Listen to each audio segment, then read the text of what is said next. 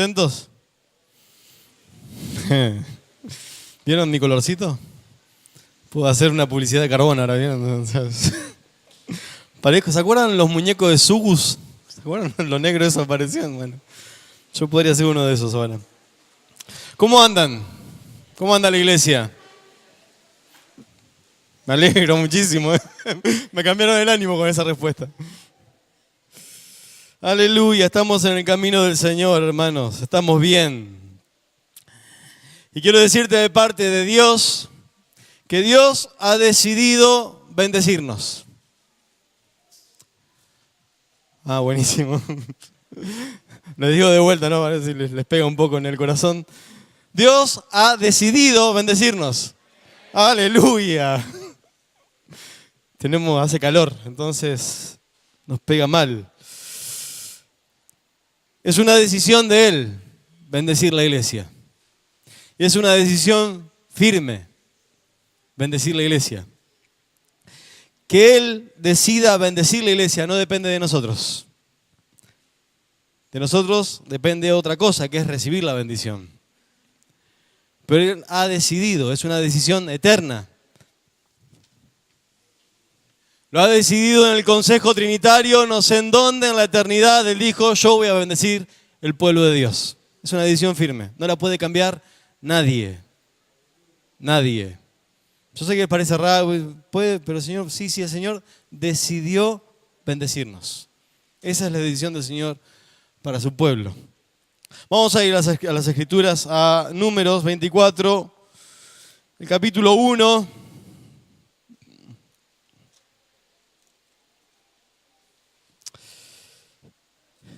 Leemos muy cortito, después cuento la historia.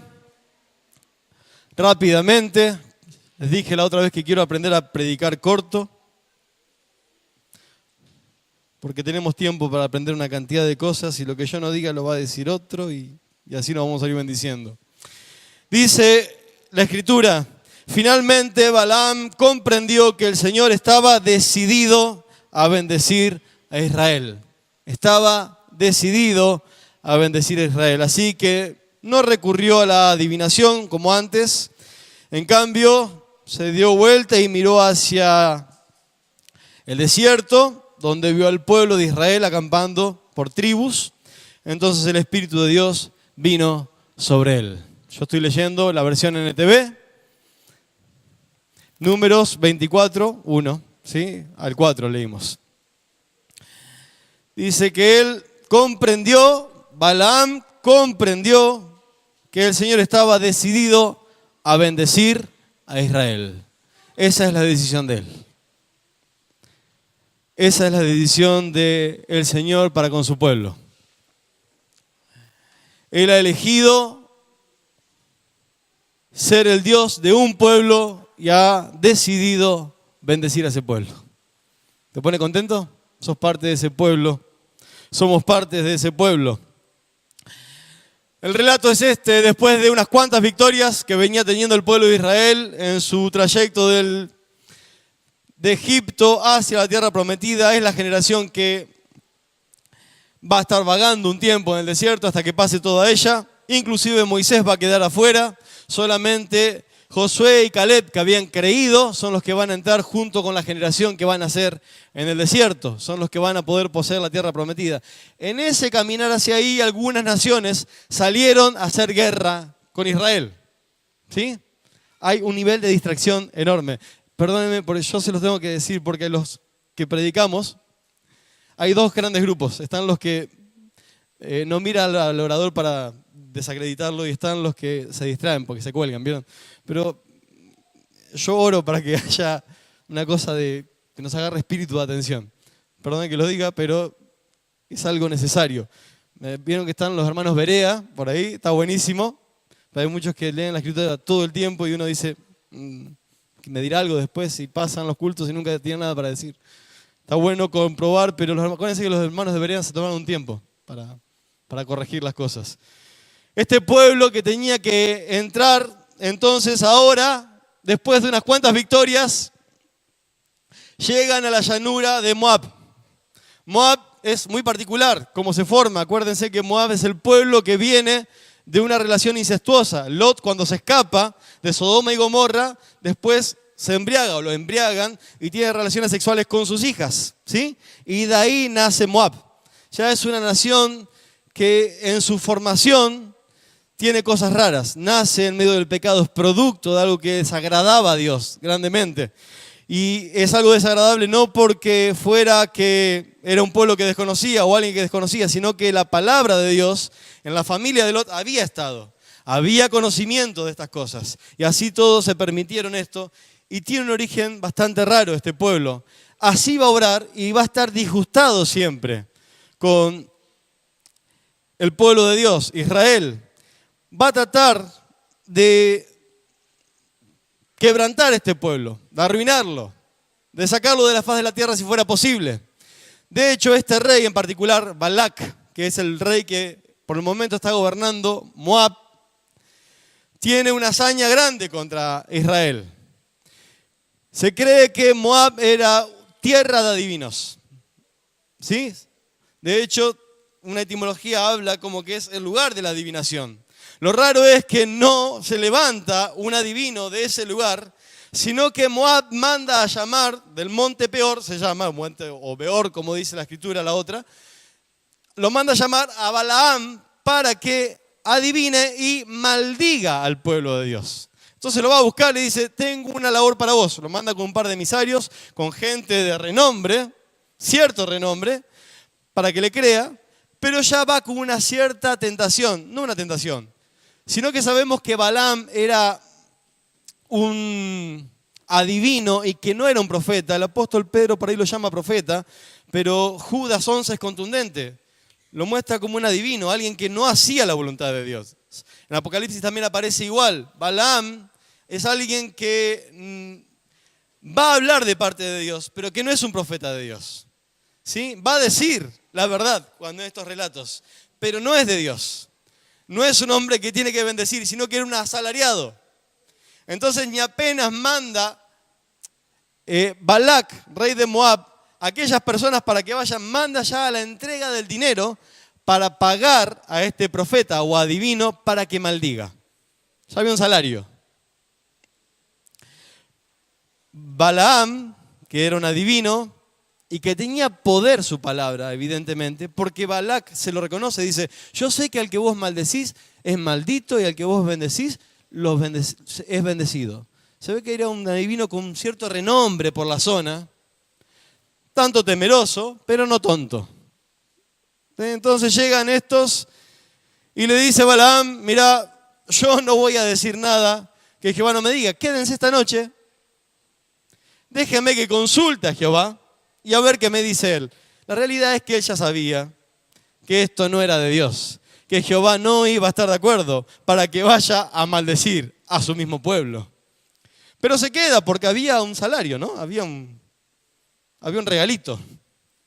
Entonces se va y le dice al otro día, no, miren, no voy a ir, no puedo ir. Entonces se van estos emisarios. Entonces dice Balac, tengo que mejorar la oferta, ¿no? Se trataba de negocios. Mejora la oferta, pero manda gente con más renombre esta vez, para ver así si le creían. Cuando llega de vuelta, esto es para decirle a Balaam que vaya y maldiga a Israel, porque estaba en la llanura de Moab y tenía miedo Moab de que este Israel lo venza también a ellos, que no estaba en los planes tampoco, pero tenía miedo y quería que lo maldiga, y llega y les dice, déjenme que voy a consultar de vuelta. Balaam va a decir textualmente en el relato que Dios no es hombre para que mienta, ni hijo de hombre para que se arrepienta. O sea, no iba a cambiar su posición. Él sabía muy bien con quién estaba. Era un hombre que ministraba cosas espirituales. Se manejaba en el ambiente espiritual. En huestes espirituales estaba envuelto. Y en esas huestes espirituales conocía de esas cosas. Quiero decirles que no es mentira lo de los brujos, no es mentira lo de la hechicería, no es mentira lo de la magia negra. Es gente que ministra espíritus. Es gente que rinde culto a cosas oscuras, a espíritus oscuros. Y los espíritus conocen estas cosas. Y los demonios aún conocen al Señor y tiemblan. Balaam sabía con quién se estaba metiendo. Balaam sabía con quién estaba coqueteando. Uno dice, pero si ya les dijo que no, ¿por qué vuelven? Porque de fondo había algo. De fondo todavía había esa cosa que si me mejorás la oferta, entonces quizás voy y hago. A veces somos muy decididos. Decimos, Señor, yo te voy a seguir hasta que me mejoran la oferta y te voy a seguir un poco más lejos, Señor. Pero te voy a seguir. Un pastor le dijo una vez a mi papá una oferta importante de trabajo y tenía que seguir la voluntad del Señor. Y le dijo, algunos se pierden por poco, otros se pierden por mucho, pero se pierden. Nosotros sabemos muy bien quién es Dios. Pero a veces si nos suben la oferta, empezamos a ver si es de Dios, ¿no? Entonces le decimos a los emisarios de Balac que se quede una noche más, a ver si al otro día Dios cambió de parecer. ¿Y saben qué? Dios le dijo a Balaam, bueno, anda. No dice que Dios se agradó de que lo consulte. Ni que dijo, ahora te voy a dice, bueno, ya que vinieron, anda. Entonces agarra Balaam y sale al otro día con estos representantes de Moab, gente importante. Y va con otros dos y él va sobre una burra. Y en un momento pasa algo muy gracioso o no sé, o extraño, no, no puede ser gracioso esto. Pero va Balaam en la burra, y muchos conocen este relato porque la verdad es terrible. Y se para el ángel de Jehová con una espada desenvainada enfrente de la burra y del camino donde ellos venían. Aquellos ni lo vieron, Balaam no lo ve. Quien sí ve al ángel con la espada desenvainada es la burra. Y dice que se agarra un susto de la burra y sale campo a traviesa, desbocada. Y se enoja Balaam y le empieza a decir de todo y le pega y le hace. Entonces trata de encaminarla. Y el Señor lleva a la burra entre unos viñedos, donde ya era más angosto el lugar. Y de vuelta aparece el ángel de Jehová con la espada desenvainada. Y la burra se pega otro susto y sale corriendo y lo pisa en el pie a Balaam. Entonces la insulta, le pega, la trata mal, le dice de todo. Y claro, la burra está desesperada porque o yo estoy loca, la burra decía, o este un tarado que no está viendo, es mi dueño, pero le falla algo a este tipo. Entonces, por tercera vez aparece la burra ya cuando no puede pasar. Es muy chico el lugar y dice la burra, hasta acá llegué. Se agacha, con Balaam montado, y se queda ahí, dice, yo de acá no me muevo. Entonces la agarra Balaam y le empieza a dar con todo. Y el Señor le dio capacidad a la burra para que hable. Y la burra le dice, ¿por qué me pegás? Y escuchen lo de Balaam. Porque me dejaste en ridículo. Estaba hablando con una burra. Pero el ridículo era que la burra se le fue por el camino, ¿no? Hablar con la burra no era una ridiculez, era que que no le hacía caso. Entonces el Señor dice que Él le abre los ojos. Y Balaam puede ver a este ser como una espada desenvainada. Y le dice, ¿por qué le pegaste a la burra?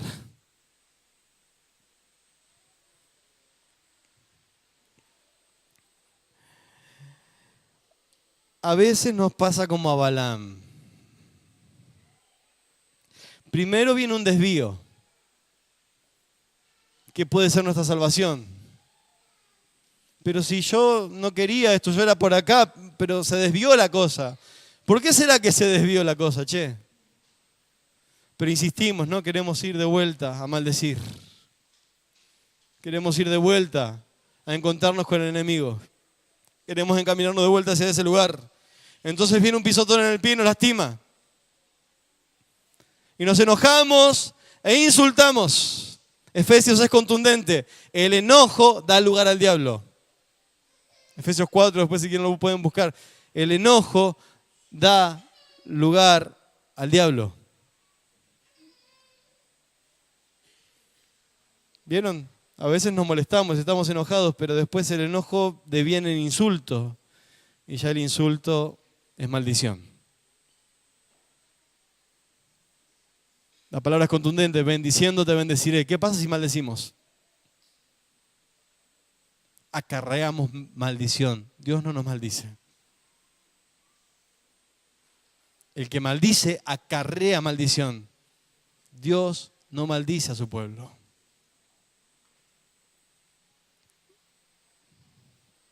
Dios no habla mal de su pueblo. Dios advierte.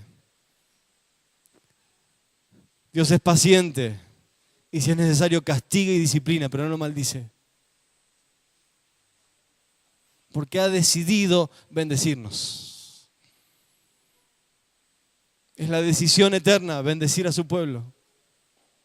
Puede usar instrumentos para permitir que el pueblo tenga perjuicios por causa de la desobediencia, pero Él no maldice directamente. Puede él agarrar a Nabucodonosor, llevarse cautivo 70 años a su pueblo, pero no maldecirlo.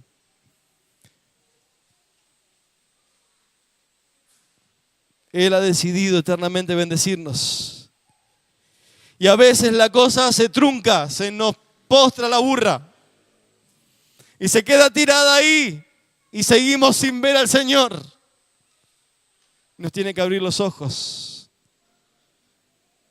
Nos desvió, no lo vimos. Nos pegamos un porrazo, nos lastimamos, no lo vimos. La cosa se trunca, es el último recurso del Señor. Y si insistimos en no verlo, Él va a abrir nuestros ojos, pero quizás es tarde. Quizás ya me hice mucho daño y ya hice mucho daño. No, porque yo me hago mal a mí mismo, ¿qué? No, hermanos, hay gente que sufre.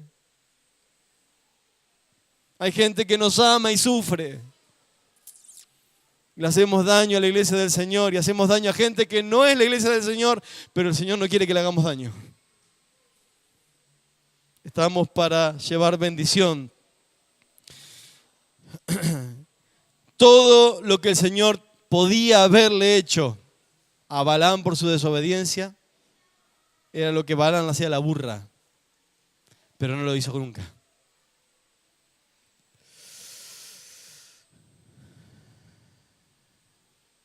Balaam todavía igual sostiene cosas en su corazón y le dice, Señor, si querés, porque así todo insistía el tipo. Había cosas en el corazón, las estaba viendo Dios.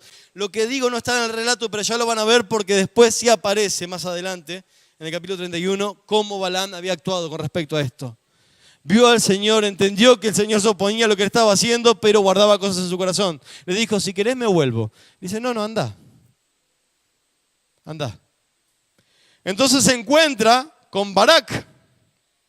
Y ahí se descubre por qué Barak sabía cómo pensaba porque era de pueblo de adivinos y conocía cómo se movían los adivinos. Entonces agarra y le dice, yo te esperaba con más urgencia, ¿por qué no viniste? ¿No creíste que te iba a dar una gran recompensa? Sabía cómo pensaba.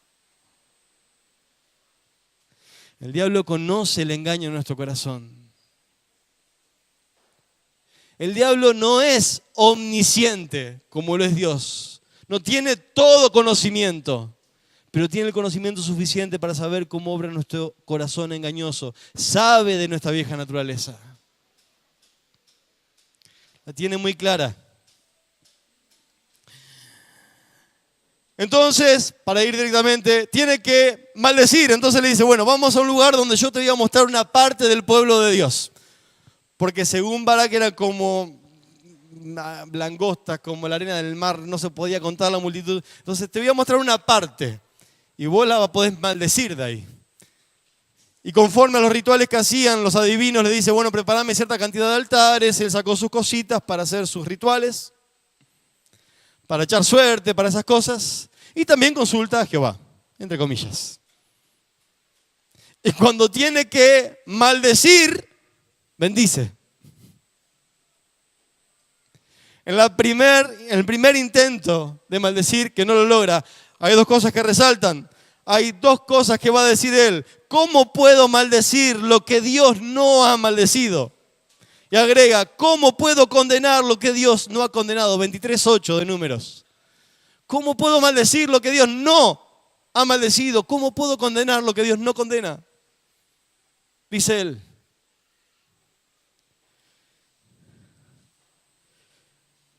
Hermanos, ahora somos benditos de Jehová.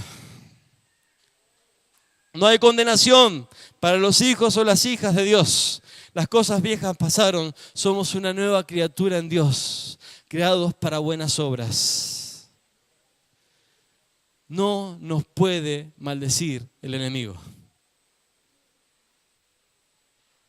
El enemigo directamente tampoco puede maldecirnos. Satanás no puede maldecir directamente.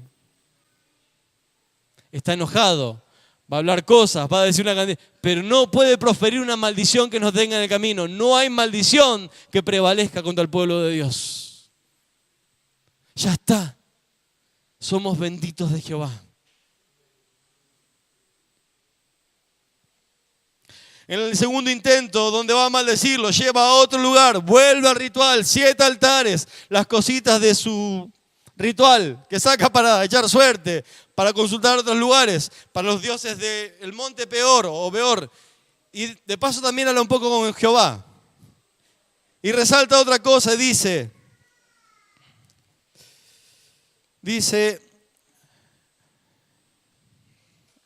acá.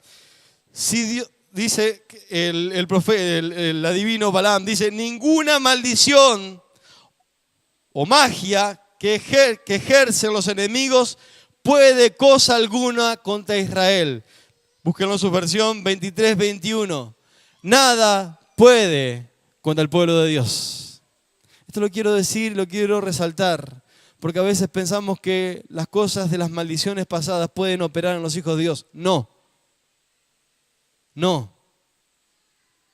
No hay maldición que prevalezca contra los hijos de Dios. No hay que remover tu pasado para buscar ataduras pasadas. No, las cosas viejas pasaron. Todas son hechas nuevas. No hay poder oculto del pasado en las generaciones tuyas que te pueden hacer cosas a vos. Lo que hacemos, lo hacemos de nuestra propia concupiscencia. Nosotros pecamos y acarreamos maldición. Te lo digo para que nos pongamos en victoria y marchemos. Y te lo digo para que nadie te engañe con estas cosas. La tercera vez que intenta maldecir, dice que aquí ya no usa su brujería, su hechicería, no la usa más. Ya había comprendido que el Señor estaba decidido a bendecir a Israel. Hermanos, Dios está decidido a bendecir la iglesia. Dice Jeremías 29:11, yo sé los planes, Jeremías 29:11, yo sé los planes que tengo para ustedes. Son planes de bien y no de mal, para darles un fruto y una esperanza.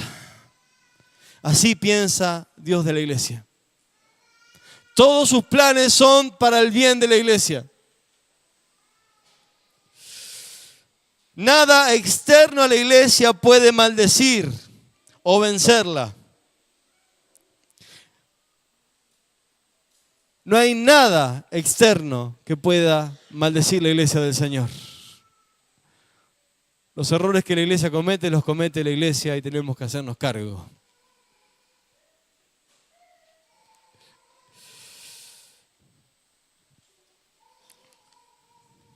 Dios es responsable de proteger al pueblo de esos ataques directos, externos, exógenos, que no tienen que ver con su pueblo. De eso Dios se hace responsable. Pero el pueblo debe ocuparse de la obediencia diaria. Es así. La obediencia fortalece el fluir de la palabra en nuestro corazón. Y la palabra fortalece la fe. Sin fe nadie puede agradar a Dios. Y la forma de resistir al enemigo es en fe. Y la fe viene por el oír la palabra de Dios. Si la palabra no fluye en nuestra vida, entonces no habremos de fortalecernos en la fe. Pero la forma de que la palabra fluya es la obediencia. Porque si no somos oidores, que nos olvidamos enseguida. Nos abunda la palabra, nos olvidamos, la palabra no fluye, no hay obediencia, carece la fe, entonces somos carne de cañón. Y acarreamos maldición.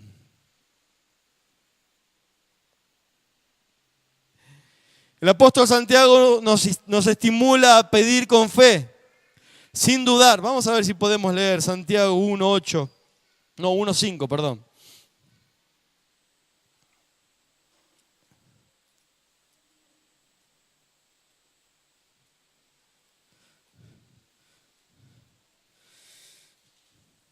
Es muy interesante lo que dice Santiago, o cómo lo expresa él. Dice Santiago, podemos arrancar del 5, dice, si necesitan sabiduría, pídansela a nuestro generoso Dios, y Él se la dará. No le responderá por pedirla. Cuando se la pidan, asegúrense de que su fe sea solamente en Dios, y no duden. Porque una persona que duda tiene la lealtad dividida y es tan inestable como una ola del mar que el viento arrastra y empuja de un lado a otro. Esas personas no deberían esperar nada del Señor.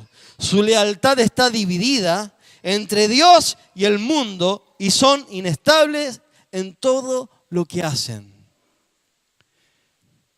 ¿Vieron cuando uno dice, no, yo tengo fe que esto va a pasar, yo tengo fe que esto va a pasar? Y miramos el resto de las conductas y son un desastre. Dice, ¿pero en qué está fundada la fe? Eso es superstición. Si creo, creo. Y creer se traduce como obediencia. Los que obedecen, creen. Por eso no dudan. No, pero en esto yo creo que... mira. ¿Y qué pasa con esto, con esto, con esto? Se ve que te alcanza la fe para la sanidad, pero para diezmar no, ¿eh? Se ve que te alcanza la fe para recibir las bendiciones de prosperidad del Señor, pero no te alcanza para visitar a los enfermos, para vivir en santidad, para no maldecir, para no insultar, para no andar con pleitos. No, pero esto sí. Es superstición, hermanos. La fe viene por la palabra de Dios. Y la palabra de Dios es santa. Ya estáis limpios por la palabra de verdad.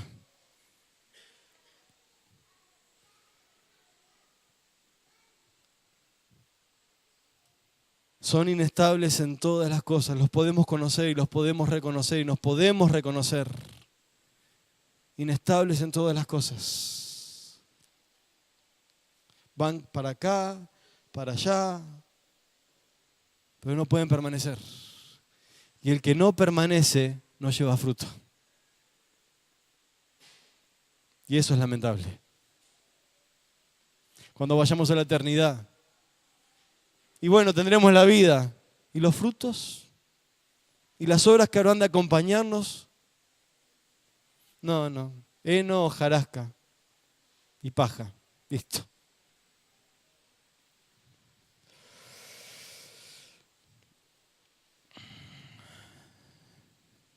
Dice de vuelta Santiago, lo podemos leer 4:7 para confirmar lo que él afirma. Dice, así que humíllense delante de Dios y resistan al diablo y él huirá de ustedes. Acérquense a Dios y Dios se acercará a ustedes. Lávense las manos, pecadores. Purifiquen su corazón porque su lealtad está dividida entre Dios y el mundo. Derramen lágrimas por lo que han hecho. Que haya lamento y profundo dolor. Que haya llanto en lugar de risa y tristeza en lugar de alegría. Humíllense delante del Señor y Él los levantará con honor. Hay que humillarse. No se trata de que ya está todo perdido. Pero la inestabilidad y la falta de fe se corrige humillando el corazón, con llanto, con quebranto, buscando al Señor, porque todo lo que no proviene de fe es pecado, hermano. Todo lo que no proviene de un corazón lleno de fe es pecado. Suban los músicos así, voy terminando. Balaam no pudo maldecir. En la última oportunidad dice que ya ni siquiera usó sus cositas para hacer las brujerías. Porque ya había reconocido que Dios había decidido bendecir a su pueblo. Pero dice que se dio vuelta y giró y miró al desierto. ¿Y saben lo que empieza a decir? Qué hermosa que es Israel. Qué hermosa que son, parecen un valle, un jardín plantado por Jehová.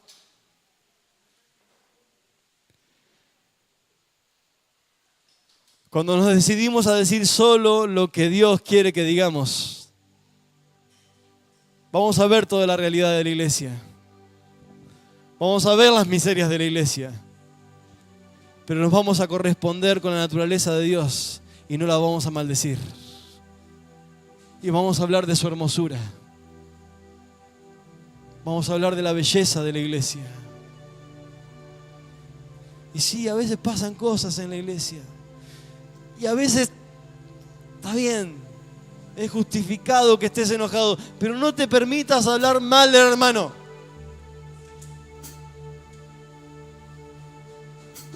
Pero es verdad, sí, ya sé, pero no hables mal. Porque se va a acercar él o la chusma, dijo Kiko,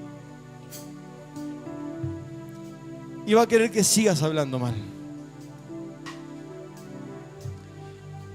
Eso está buenísimo. ¿Vieron cuando vienen los hermanos que, che, ¿cómo es que...?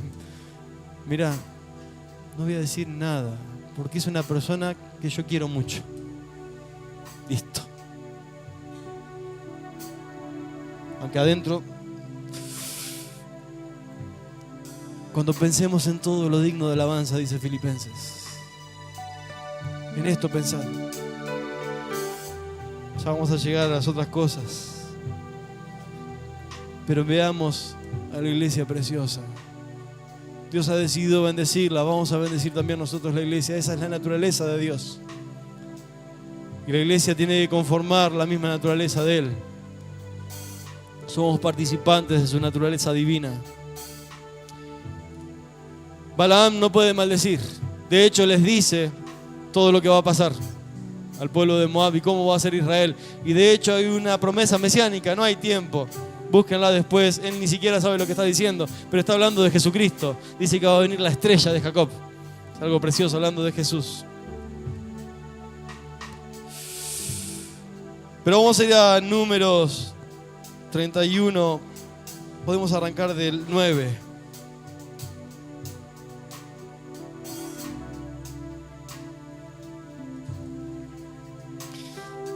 Tenían que conquistar Madián y tenían que raer a los madianitas. Y no tenían que perdonar nada, no tenía que quedar nada.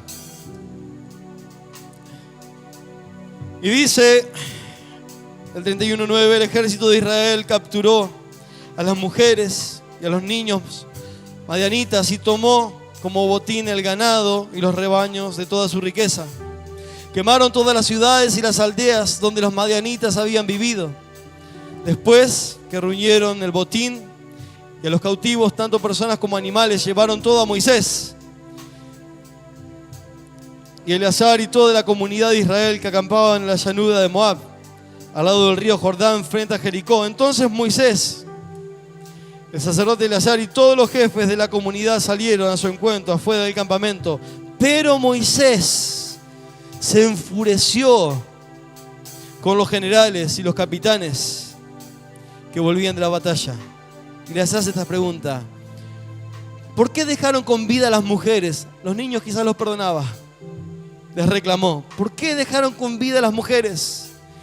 Precisamente son ellas las que siguieron el consejo de Balaam, incitaron al pueblo de Israel a rebelarse contra el Señor en el monte Peor.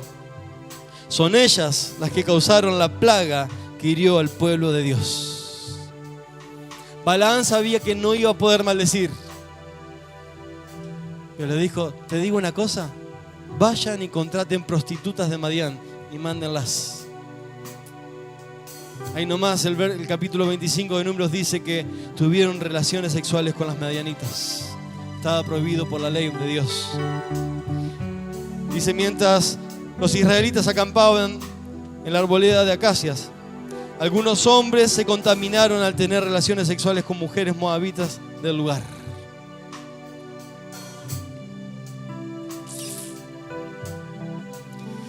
Dios no va a maldecir la iglesia. Los ataques directos del enemigo no van a prevalecer contra la iglesia. Pero Dios conoce el corazón. Y el diablo sabe también de nuestra vieja naturaleza. Hermanos, Dios ha decidido bendecir la iglesia. Obedezcamos. Vivamos en obediencia. Vivamos cerca del Señor. Vivamos cerca de su palabra. Los otros días nos predicaba el pastor Fernando y nos decía: estamos acá y después en la semana nos olvidamos. No se ora, no se lee la Biblia a veces, no importa. No puede ser.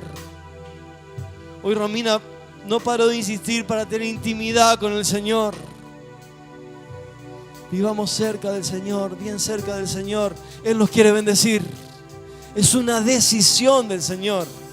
Sus decisiones son firmes, son eternas. No la va a modificar nuestra mala conducta. Él está decidido a bendecirnos. Pero vamos a acarrear maldición si no obedecemos.